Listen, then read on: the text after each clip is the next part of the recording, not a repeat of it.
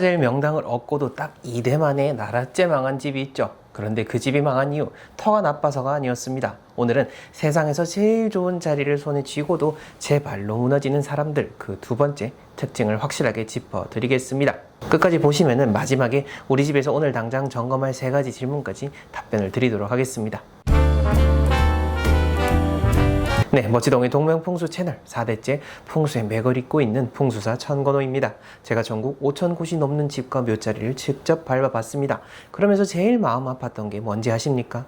좋은 터를 차지하고도 오히려 무너진 집안이 생각보다 훨씬 많더라는 겁니다. 오늘 그 이야기입니다. 발복 시리즈 중 2편, 지난 편에서 명당은 복권이 아니라 복리다 이렇게 말씀을 드렸습니다. 그런데 이 통장을 제 손으로 찢어버리는 사람들이 있습니다. 1편을 아직 안 보신 분들은 이 영상 잠깐 멈추고 1편부터 보고 오시는 게 순서가 맞을 것 같습니다. 지난 편 대원군 이야기 기억하시죠? 아버지 남영군의 묘를 명당으로 옮기고 7년 만에 아들을 얻었고 그 아들이 고종 임금이 됐다고 했습니다. 오늘은 그 뒷이야기입니다. 당시 직관이 뭐라고 했습니까? 이 자리에 묘를 쓰면은 2대에 걸쳐 천자가 난다. 그리고 실제 역사가 어떻게 됐습니까? 고종 그리고 아들 순종, 황제가 딱 2명 나왔죠. 예언 그대로 2대였습니다. 그런데 그 다음 나라가 망했습니다. 발복이 거기서 뚝 끊겨버린 거죠. 이 대목에서 우리가 짚을 점이 있습니다. 대원군이 당시 그 자리를 얻으려고 무슨 일을 했습니까? 절에 불을 질렀죠. 부처님을 모신 탑을 부쉈습니다. 터는 조선 팔도에서 제일 좋은 걸 얻었는데 그 터를 담을 덕은 함께 쌓지 못한 겁니다. 그래서 옛 풍수 어르신들이 이런 말을 남겼죠. 명당은 임자가 따로 있다. 그릇이 안 되는 사람이 명당을 억지로 차지하면은 복은커녕 화를 부르게 된다. 터의 힘이 셀수록 그걸 감당할 사람의 그릇도 그만큼 커야 한다라는 말입니다. 풍수에 동기감응이라는 중요한 원리가 있습니다. 같은 기운끼리 서로 응한다라는 뜻인데요. 그런데 사람들이 이걸 반만 압니다. 조상의 유골과 땅의 기운이 감응한다. 여기까지만 알고 끝을 냅니다. 나머지 반이 뭐냐? 살아있는 후손입니다. 후손이 어떻게 사느냐? 그 덕과 행실까지 땅의 기운과 같이 어울려야 합니다. 아무리 좋은 자리에 조상을 모셨어도 후손이 악하게 살면은 복이 안 나옵니다. 도리어 화가 닥치게 됩니다. 땅 따로 사람 따로가 아니라 둘이 한 기운으로 맞아 떨어져야 복이 움직이고 발현이 되는 겁니다. 제가 항상 영상 마지막에 당신은 명당에 어울리는 사람입니다 라는 문구를 적는 것, 저는 강의와 컨설팅을 할 때 항상 삶의 태도를 강조하는 것이 바로 이것 때문인 겁니다. 전남 영암에 내려오는 이야기가 하나 있는데 제가 해드릴게요. 개에 대한 이야기입니다. 바닷개 모양으로 생긴 명당이 있었습니다. 임시성을 가진 농부가 그 개의 머리에 해당하는 자리에 털을 잡았습니다. 어떻게 됐겠습니까? 큰 부자가 됐습니다.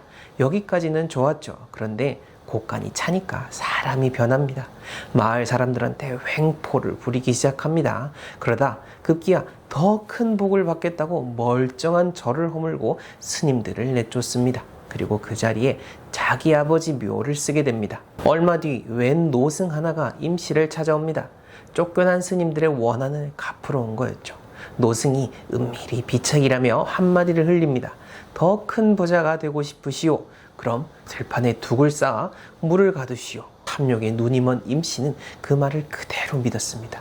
사람을 부려서 둑을 완성했습니다. 그런데 그 둑이 어디였느냐? 개의 숨구멍 자리였습니다. 개가 숨쉬는 혀를 제 돈 들여서 자기 손으로 틀어막은 겁니다.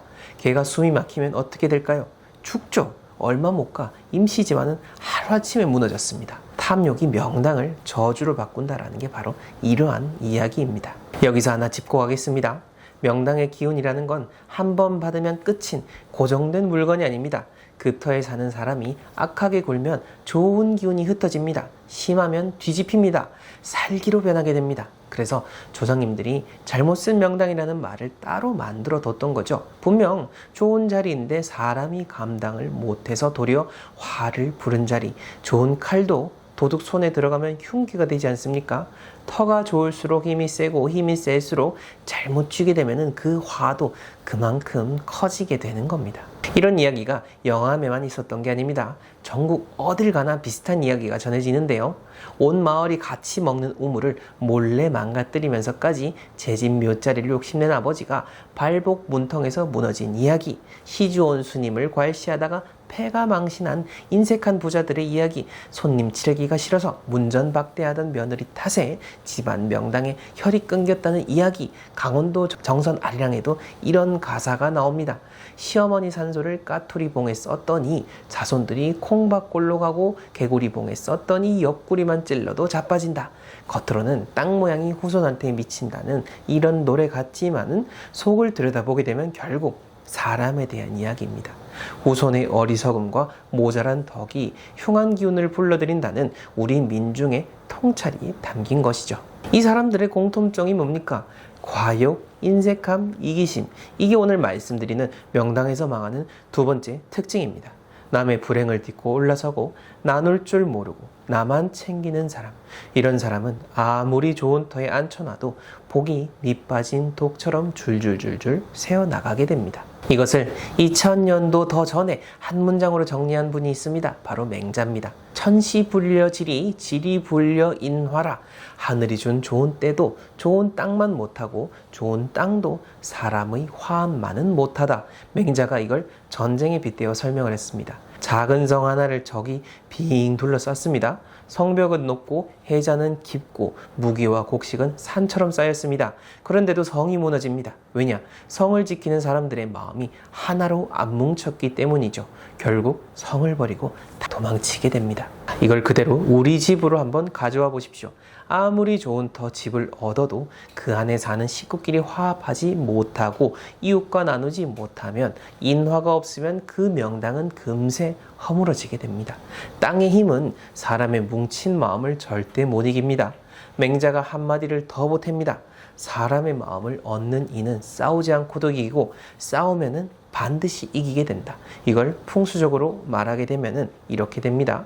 명당은 빼앗는 게 아니라 덕을 쌓은 사람의 눈에만 보이고 그 사람에게만 주어진다.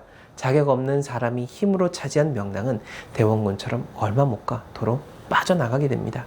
명당을 찾기 전에 명당이 나를 알아볼 그런 사람이 먼저 되어야 한다는 겁니다. 이번엔 개인이 아니라 나라 이야기를 하나 해드리겠습니다.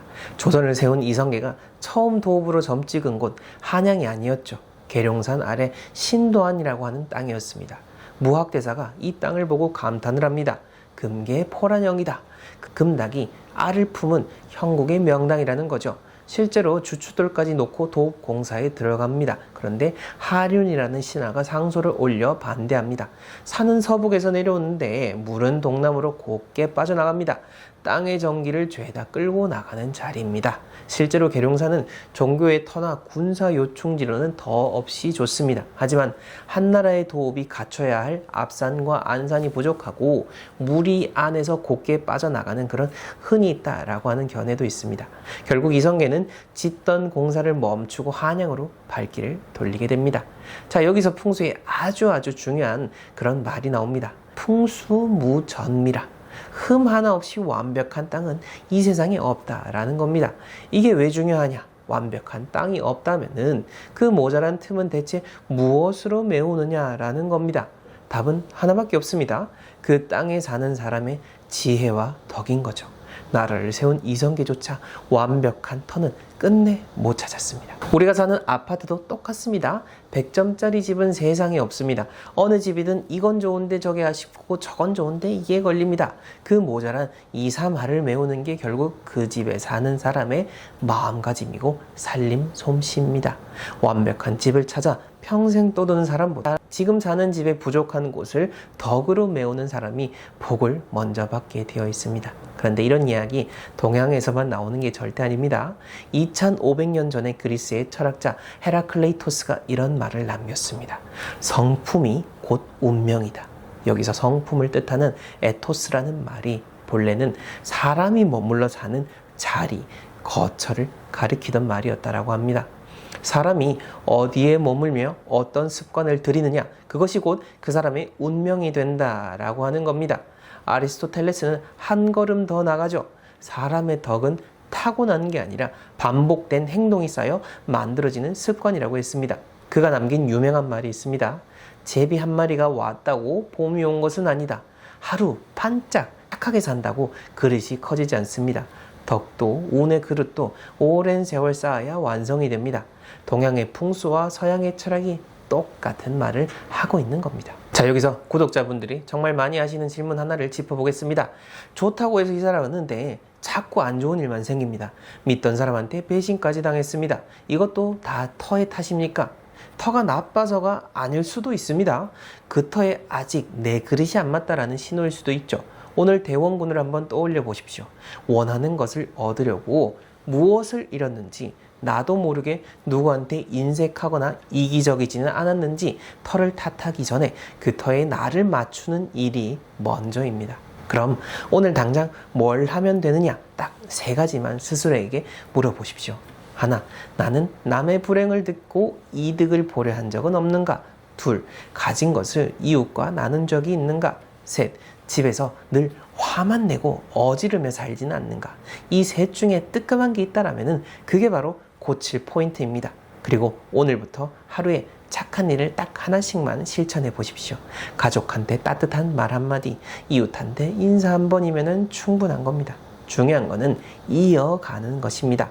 습관이 운명을 바꾸고 운명에 맞는 자리가 나타나게 됩니다. 정리해 보겠습니다. 명랑에서 망하는 2번째 특징은 바로 운의 그릇입니다. 대원군은 저를 불태워서 2대에서 끝이 나버렸습니다. 영암 임씨는 탐욕의 눈이 멀어 제 명당의 숨통을 제 손으로 막았습니다. 맹자는 땅도 사람의 화합을 못 이긴다 했고, 아리스토텔레스는 운의 그릇은 오랜 습관으로만 커진다고 했습니다. 결국 터가 아니라 사람이 문제였던 겁니다. 좋은 터를 찾아 헤매는 것보다 그 터를 감당할 그릇을 먼저 키우는 사람이 복을 오래 지키게 됩니다. 남을 딛지 않고 아낌없이 나누고 가족과 이웃과 화합하는 그 마음 하나가 세상에서 가장 튼튼한 명당의 울타리가 되어주는 것입니다. 그런데 여기까지 들으시면 이런 생각이 드실 겁니다. 그럼 도대체 누가 명당을 제대로 지켰다는 거냐라는 건데요. 부자는 3대를 못 간다라는 말을 비웃듯이 300년 12대를 이어간 집이 있죠. 더 놀라운 것은 그 집의 터가 사실 완벽한 명당도 아니었다라는 겁니다. 그런데도 300년을 이어간 거죠. 심지어 곳간을 활짝 열어놓고도 전쟁통이 안 무너진 집안도 있습니다. 그 집안이 지킨 비밀이 무엇인, 그리고 우리가 당장 따라올 수 있는 그런 기운법까지 다음 3편에서 제가 확실하게 풀어드리도록 하겠습니다. 만약 여러분들이 더 좋은 집을 찾고자 하시거나 제대로 된 풍수를 배워서 삶을 바꿔보고자 하신다면 하단 고정 댓글에 저희 회사 연락처를 남겨두겠습니다. 편안하게 문의 주십시오. 구독과 좋아요 눌러주시면 다음 편을 놓치지 않게 됩니다. 동명풍수 채널 오늘 내용 여기까지입니다. 감사합니다.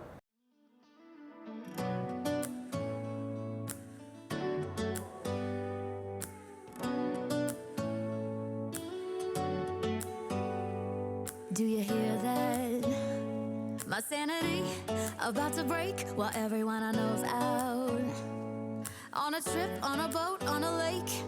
I'm tired of feeling on FOMO, babe. I don't even care if we stay home. Put our to-do list on ice. Crank the AC to 79 and